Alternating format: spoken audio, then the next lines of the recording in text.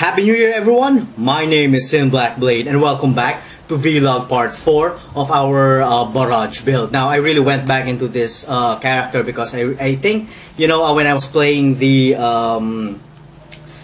Shadow Duel, Dagger Claw class build, I was able to pick up a really good bow, which could, you know, potentially help our Barrage build to move forward into the game. Now, as you can see in the video above, you know, I've started to progress through the cruel difficulty, but of course killing General Gravicius. Now, as you can see, the Barrage build, or this Ranger type build, is not actually pretty tanky. So as you can see there, you know, I'm going for a hit and run tactic, wherein, you know, you just hit an enemy, and then of course you run away from him. The reason that we can't actually tank them is because, of course, you know, aside from lacking life leech, we also lack the necessary, you know, amount of life in order to tank all of their damage.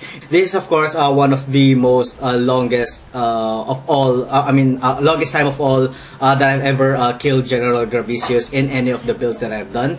And so basically the reason behind that is, of course, our low DPS. The Barrage build that I am currently on has a really low DPS, which you will of course see later. But, you know, as you can see there, Gravicius is doing not quite that much of a damage, which I realized when, you know, halfway. All of his elemental attacks weren't doing that much of a damage, although we are damaging him at a really low rate, as you can see there.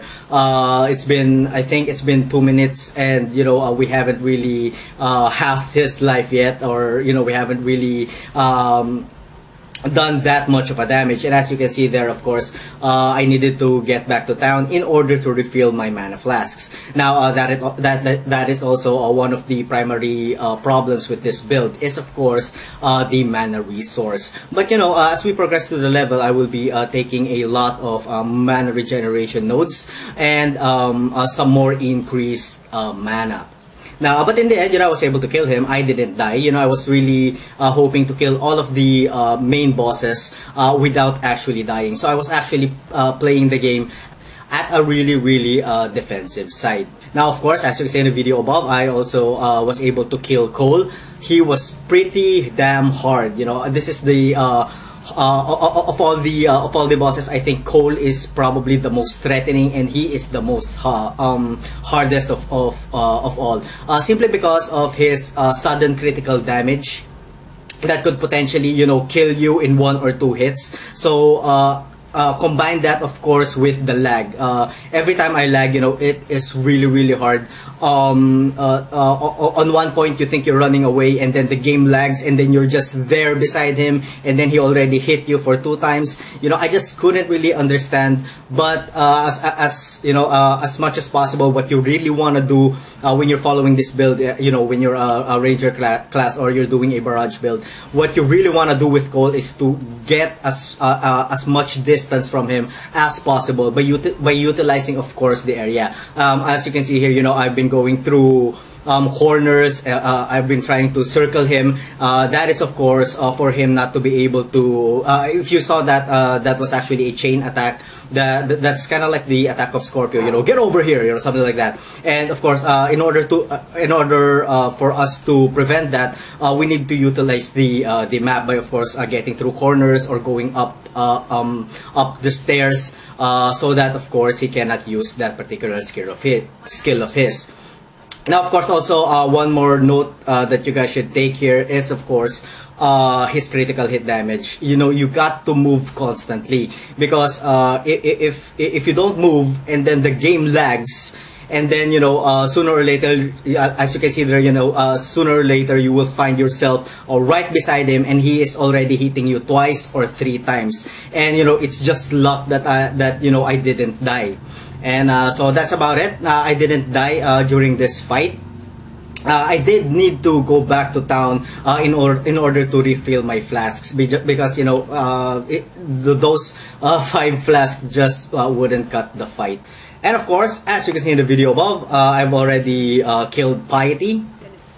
And yeah, Piety was kind of difficult, especially when she was on her ice elemental form, mainly because of the critical hit damage that her ice elemental form is doing.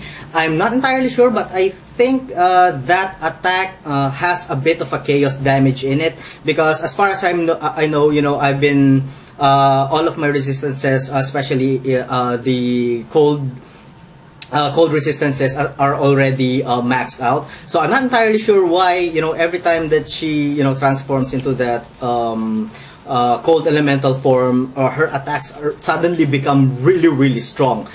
Now, one of the disadvantages here of this Barrage build is, of course, your attacks are going all over the place in a short cone, kind of like a V shape, which is really bad, especially especially if you really want all of those attacks to hit one target. That just will not happen. So as you can see there, I'm trying to hit and run, but all of her minions are, you know, are starting to accumulate. That's why I think this is one of the most hardest of all the three. But you know, eventually I was able to kill her, plus all of her mobs.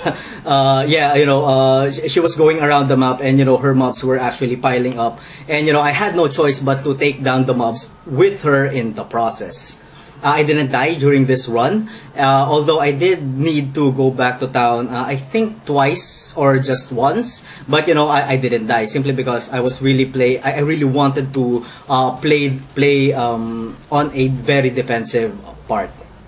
And of course, also last night I was able to finish the cruel difficulty by defeating Dominus. Now, as you can see here, I've been doing that hit and run tactic, especially to the first 3 unique bosses before you fight another 3 unique bosses, and then before him. So I think it was a fairly good fight. You know, I didn't die. I think I went back to town several times simply because that my mana and my life are, you know, running out, or those flasks just won't cut it. But you know, if you're doing a Barrage build, you know, just do this tactic. You know, just run in circles and then try to hit them one at a time, and you know, you'll be fine. You know, you won't be taking that much of a damage. And of course, remember to max out all of your resistances. Maybe not chaos, but you know, those 3 main resistances. And of course, when it came to Dominus, you know, I really had to use the Rain of Arrow skill, because the Barrage skill just ain't cutting it. You know, he was just one target, and most of my attacks were actually missing. You know, that is pretty bad. That is one of the primary reasons, or that is one of the primary weakness of the Barrage skill gem, is that, you know, your attacks might hit 2 or 3 times. You're lucky if everything hits, but most of the time what will happen is only 1 arrow will hit, and the rest of the arrows, you know, they will not hit. So you need to have a backup skill in order to finish off a certain boss. And one good backup skill is, of course, to have a Rain of Arrows. That is a really good backup skill. It has a really good area, or an effect, or an AoE. So yeah, it's really good to also pay attention to another skill gem besides Barrage. So I'm going to explain later what skill gems are attached to my Rain of Arrows. Now, with Dominus in general, he was pretty hard. Not because that he was doing a lot of damage, but because, you know, we can run around and we can, you know, we can tank some of those damage. But the reason that he was so hard is because of his enormous life pool, and of course our DPS is really low, which you will see later. You know, my DPS is just so low that I could cry. But you know, with some perseverance, I was able to kill Dominus in his first form, and of course I was able to kill him in his second form. So I didn't die, you know, not even once, because I was really playing on the defensive side. And by the way, I'm going to be uploading the video so you guys could see. And yeah, so I didn't die, so that was quite a surprise for me. I think one of the reasons that I didn't die is because I was just running around, you know, running around and then hitting him and then running around, hitting him. It took me around 15 to 18 minutes in total, I think even 20, so that's a very, very long fight. But that's okay, you know, because I didn't really want to die, and you know, I just really wanted to play the game on a defensive part. So yeah, I didn't die, and generally he was really, really hard. So if you are going for a barrage build, make sure you have a good mana regeneration, and of course, if you can, a good life steal and a good set of life flasks. Now let's get into the build proper. All right. Okay, so we have progressed much, you know, with our build. I think I've discussed the mana flows and of course getting the leather and steel. We need the leather and steel, of course, to be able to run faster in order to be able to avoid most of the attacks, because we don't want to get hit in the first place. But of course, we've gotten the thick skin. Of course, we need more life. And of course, I'm working my way to getting all of the life notes over here. And then, you know, when I progress further, I'm going to go over here up to this route. Of course, getting haste, you know, we really need to attack really, really fast. And of course, going up, getting life, the life and mana node over here, some more life notes over here, and some more life notes over here. And then, of course, I'm going to get the mental acuity to get the plus 20%, you know, increased mana regeneration rate. And then of course, right after I get that, I'm gonna go over this part to get the clear mind. But I think that's going to be for last. You know, it really depends. You know, getting the clear mind really depends on what your situation is at that moment. But if not, you know, I think I'm going to go down here to get the bow critical strike chance. But you know, we're not really focusing on getting a critical strike as much as possible. We don't want to waste node. But you know, the next node is really important, the Talents of Murder, which of course increases our physical damage with bows by 12%, and we get a plus 12 to our life. But that's not all. If we get down further by one node, we are getting a bow damage and of course life, getting a 12% increased physical damage with bows, getting an increased accuracy rating with bows, and of course getting a plus 6% increased maximum life, all with just one node. So this is a really, really notable node that we should take. And of course, I will also take this one because aside from getting the damage from bows, we are also getting a plus 6% increased maximum life. Now, if we do progress further, I think this is also one notable node. Aside from the increased 8% increased attack speed, we are getting a increased accuracy rating and of course a plus 20% to our a plus 20 to our dexterity. That is of course finesse. So as you can see, we are going into a pattern of getting as much increased attack speed as possible. The reason behind that is of course we want to dispose of all those 4 arrows as fast as possible so that we can move away from that point into point B. You know, the reason that we want to do that is we don't want to get locked at a point for a long period of time, because you know that can potentially kill us, especially if the mobs are really, really fast or they are moving really, really fast. So that could potentially kill us. And of course, if we progress further, after all of those nodes are taken, we are going to take, of course, the Master of Fletcher. Of course, this increases our increased physical damage with bows by 24%. So that is a really, really notable node right there. Of course, going through the critical strike multiplier, which we really don't need, but then that node is located over there. So naturally will pass through the critical strike multiplier, and of course passing through bow accuracy. Now you can go with a critical hit chance build. Of course you'll be taking the pressure points over here, and of course taking the critical strike chance over here, and of course taking the critical strike multiplier. But that of course depends to entirely depends up to you, if you want to go for just pure damage or if you want to go for a critical strike build.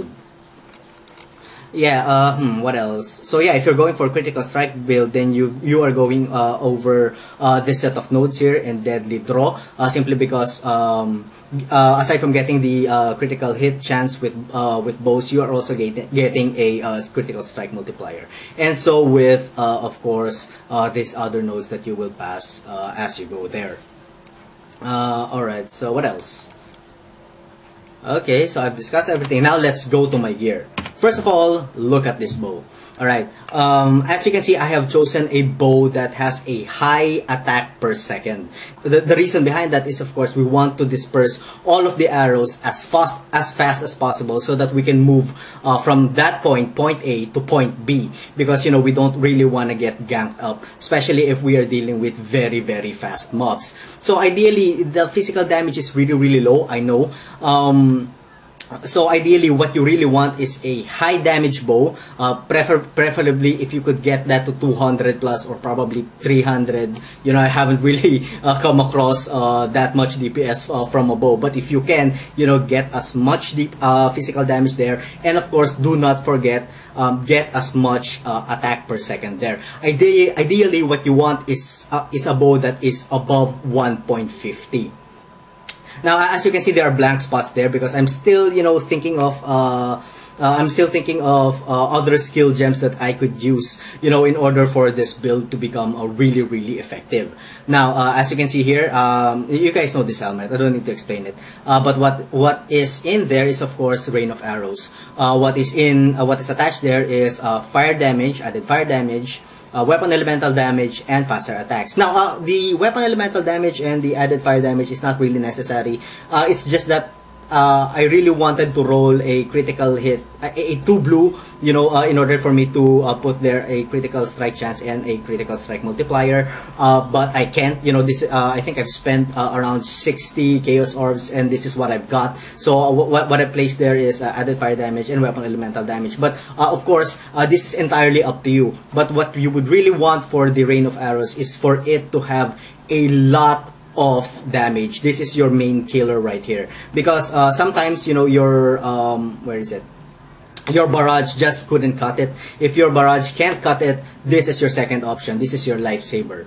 Alright, so yeah, when it comes to my armor, I've got this really, I think, a very interesting armor here. Although my fire resist, it has a really high life. It's 76, but of course that is it has a really low resistance. As you can see, plus 10% only to the fire resistance and plus 20% to the cold resistance. But you know, I got it for free. I just picked it up, so it works for me.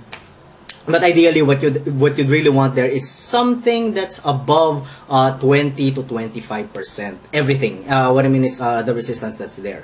All right. With my amulet, you know, this is not my end game amulet. I'm just using this because of the gear requirement. As you can see, if I remove that, I won't be able to use one of the gears that I have. So that is just temporary. And over here, of course, I'm using this ring because of the plus 76 to maximum life, and of course the plus 14% all resist to all elemental resistances, and of course the plus 23% to lightning resistance. And of course, I think you guys know this, aside from the life, we are getting a plus 10 to all elemental resistances, and of course a plus 4 to 7 physical damage. Now, as for my quiver, I'm not entirely sure what's more important. You know, if you're lacking resistance, get your resistance here. But if you're lacking life, you know, get your life here. But you know, if you already have all of your resistances set, ideally what you would want here is, aside from the physical damage, you know, some increased elemental damage, and of course some life. And I think what's more important is the increased projectile speed. That is, of course, to get rid of the 4 bows from the barrage as fast as possible. Now, yeah, you guys already know my gloves and also my boots. You already know that, and my belt. I'm going to change this pretty soon because the life is good, but the resistance is bad because I only have 1, and I'm only using this because of the plus 25 strength, because of the gear requirement. Because if I remove that, I'll be losing 2 gears which are important to me, which of course I will be circumventing once I level up. Of course, I will be going this path right here, and getting all of these life nodes, getting the plus 30 strength there, and of course plus 20 strength over here, which gives a total of plus 50. So yeah, I will be. Oops, sorry. So I will be replacing this, and of course when it comes to skill gems, what's attached to my barrage is physical projectile attack damage, chain, and faster attacks. And of course on the other one, what's there? Of course I have a reduced mana. What's attached there is haste, enduring cry, and the enduring cry is of course for the decoy totem. This is a really good gem, especially if there's a lot of mobs. What you do is you cast decoy totem first, you move back, and then you just barrage the shit out of them until the decoy totem dies, and then rinse and repeat. And of course for the next cast when damage taken, what's in there is Enfeeble, Molten Shell, and Enduring Cry, because we want some defensive properties to our build. Now as you can see, I am using haste. I'm not using the Grace Aura, and the reason that I'm using this is I really want that plus 13% increased attack speed to dispose of the arrows much more quicker. Regarding my flasks, this is not my end game flasks actually. Once I get level 60, all of this will be replaced, or most of it will be replaced. Now, as far as my damage goes, as you can see here, my barrage damage is doing only 143. But hold on, let's activate the haste aura so that we can see our total damage.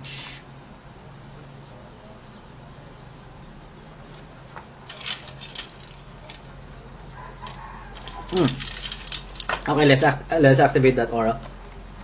Alright, so as you can see, our total damage is at 154.5. Of course, that is with the haste aura on. And what else? Our rain of arrows, we are doing 957, which is pretty low considering that we are already on the merciless difficulty. And the only way to get that up really is to get a very decent bow. Alright, which I'm not really lucky enough, but I think I'm gonna grind the trade auction house, I mean the trade channel, sorry, just to get a decent bow. And of course, what else? So that's about it. Defensively, our armor is at 1,840. That is a physical damage reduction of 36%. We are not doing good with our fire resistance, which is at 60%. We're just lacking 15%, but that's okay. And our cold resistance is at 73%. We are short by 2%, and our lightning resistance is already capped. And of course, we are not doing much on the chaos resistance. Now, I think I have talked too much, and I think I've talked about everything. My life is at 2,897, and my mana is at 229. Of course, 450 effectively. The mana reserved is 221. Alright, so let's get into some gameplay. So for a low damage bow, I'm still killing mobs at a really fair rate. Not that fast, but it's really fair. I'm having some difficulties when it comes to elite mobs, especially if they have life leech and life regen. Those mobs are really hard to kill. So our finisher, what I do there is, of course, I just use rain of arrows, because the barrage skill doesn't really cut it for me. Alright, so last mob here. See, this is just one guy. This is just one monster. Alright. Okay, so that's it for me, guys. Happy New Year. Thank you so much for watching. If you guys enjoyed the content, please like, comment, and subscribe. And as always, I'm gonna see you guys on the next part of my videos. Have a good one.